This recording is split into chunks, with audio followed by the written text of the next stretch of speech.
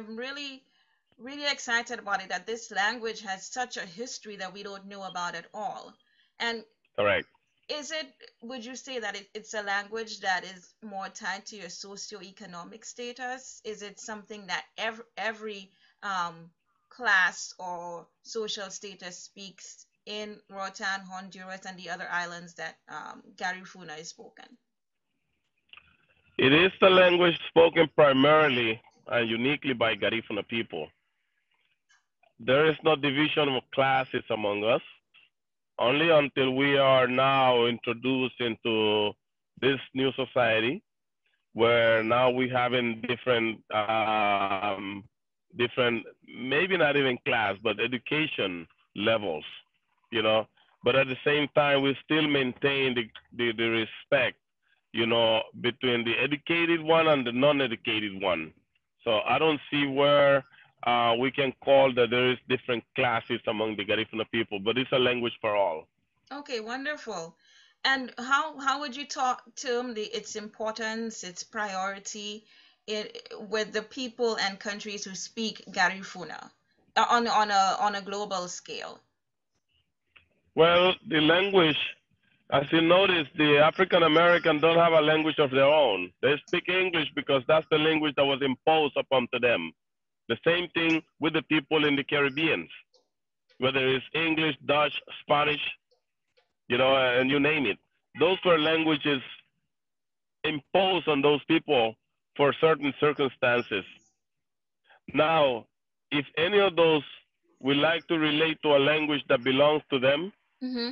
the Garifuna language is available, and it's the closest thing that belongs to all of us in the America, because we were stripped from our culture, our language, and African heritage. But if we need to encounter something close to us, the Garifuna language provides that.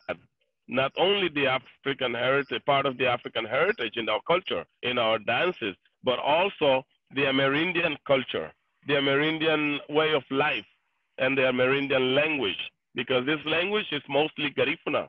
It's mostly Garifuna is what's known today as Carib.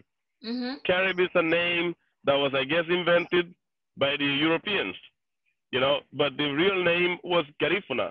So therefore, the Caribbean area should be called the Garifuna area. The Caribbean Sea, the Caribbean region, it should be called the Garifuna region because that's the original name prior to them name it Carib. Oh wow, Ruben, you're really schooling me. It's making me think quite a bit.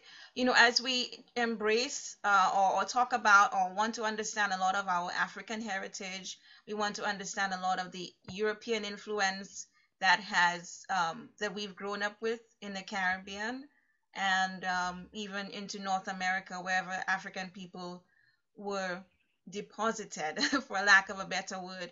And now you're Mm-hmm. throwing this Garifuna um, sling at us. That's big for me, and I think I'm intrigued by it.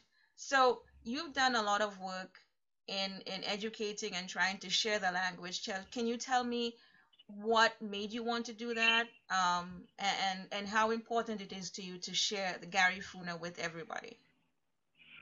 Since I was exposed into the language of birth, of course, I I have learned as an adult how important this language is.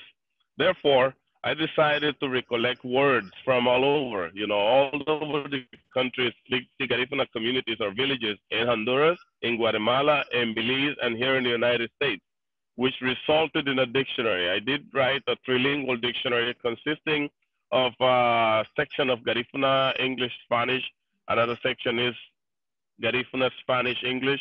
Another section is English, I mean Spanish Garifuna English. So because we are trilingual people in Honduras, we speak Garifuna and Spanish. In Belize, we speak Garifuna and English. Mm-hmm. So this dictionary, it really serves both communities, right? The Spanish speaking and the English speaking. But furthermore, the Garifuna uh, goes beyond, the service that provides to us. Mm-hmm. You know, it goes beyond that. As I said earlier, this is a language that is so important, and that's the reason why I also have developed a conjugation book. I'm working on the conjugation, which has all the forms comparatively to Spanish or to English. We have all those in the Garifuna language as well, because that's what makes it a language. If you can have all forms of grammatical aspects in the language, and Garifuna has that. So again, going back to what do I think about what people should do with this? Mm-hmm.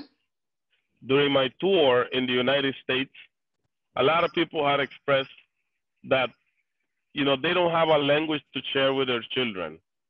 There was a particular instance in Chicago, actually, when we Mm-hmm. went and showed the Garifuna in Peril movie that I'm a director, a co-director and co-producer. The lady was crying on the mic, saying that, and her two children were there, that although she did not get anything as inheritance from her parents, but now she's very happy to find something that she can relate to and she can transfer to her children, which is the Garifuna language.